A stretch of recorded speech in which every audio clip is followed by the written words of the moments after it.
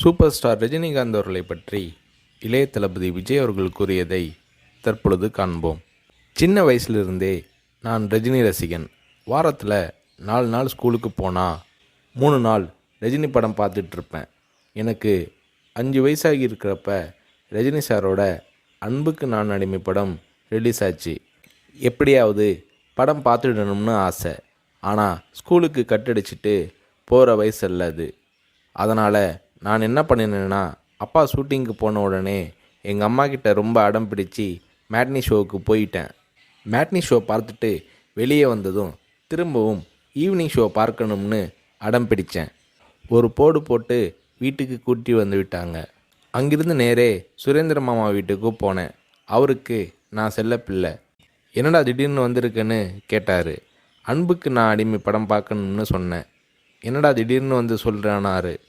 இல்லை, கண்டிப்பாக போகணும்னு சொன்னேன். சரி வா, அம்மா கிட்ட போய் சொல்லிட்டு போகலாம்னாரு. இல்லை, அம்மா கிட்ட சொன்னால் திட்டுவாங்க. நான் உங்கள் வீட்டில் இருக்கேன்னு சொல்லிட்டு வந்துட்டேன். படம் பார்த்துட்டு நைட்டு போயிடுறேன்னு. அதே மாதிரி சுரேந்திரர் மாமா கூட போய் 2வது தடவையாக படம் பார்த்துட்டு வீட்டுக்கு வந்துட்டேன். அப்படியும் சும்மா இருக்கலை. ஷூட்டிங் முடிஞ்சிட்டு 9 மணிக்கு அப்பா வந்தார். வாடா சாப்பிடலாம்னாரு. எனக்கு பசி இல்லைன்னு முகத்தை திருப்பிக்கிட்டேன். கோபமாக இருக்கிற மாதிரி நடிப்பு காட்டினேன். இல்லை, சாப்பிட்டு தான் ஆகணும். உன் ப்ராப்ளம் என்னன்னு சொல்லுனாரு. அன்புக்கு நான் அடிமைக்கு கூட்டிகிட்டு போனால் சாப்பிட்றேன்னு சொன்னேன்.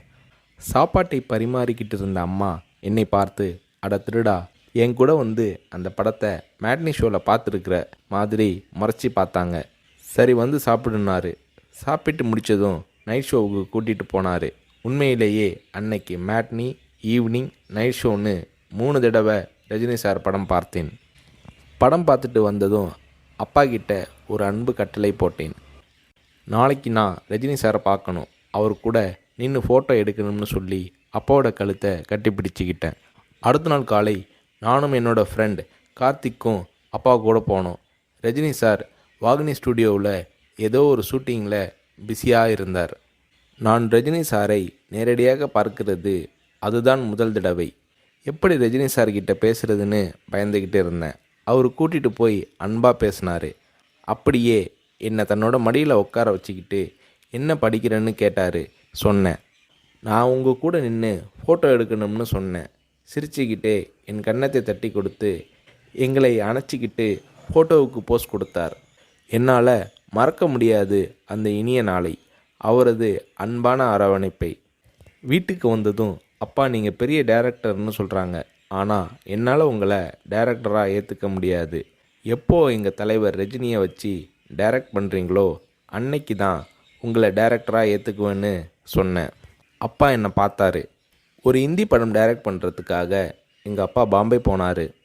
எனக்கு ஹாலிடேங்கிறதால நானும் அம்மாவும் கூட போயிருந்தோம். மும்பையில் இருந்த ப்ரொடியூசர் பூர்ணச்சந்திர ராவ் எங்கள் அப்பாவுக்கு ஃபோன் பண்ணி கூப்பிட்டதும் அப்பா அவரை பார்க்க போனார். வரும்போது ரொம்ப சந்தோஷமாக இருந்தார். ஹோட்டலுக்கு வந்ததும் என்னை கூப்பிட்டு, விஜய், நான் டைரக்டர் ஆயிட்டேனாரு.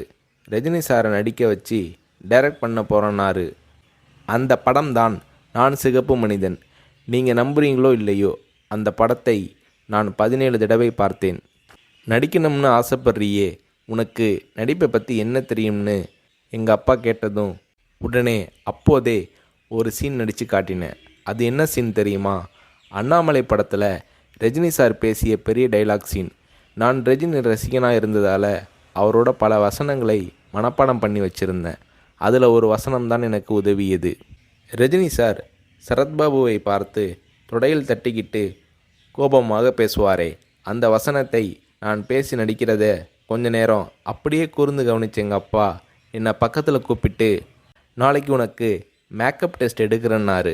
அவர் அந்த வார்த்தைகளை சொல்லி கை குலுக்கியதும் எனக்கு சிறகு முளைச்சி ஆகாயத்தில் பறக்கிற மாதிரி எல்லையில்லாத மகிழ்ச்சி பொங்கியது என்று நடிகர் ரஜினி அவர்களை பற்றி இளைய தளபதி விஜய் அவர்கள் கூறுகிறார்.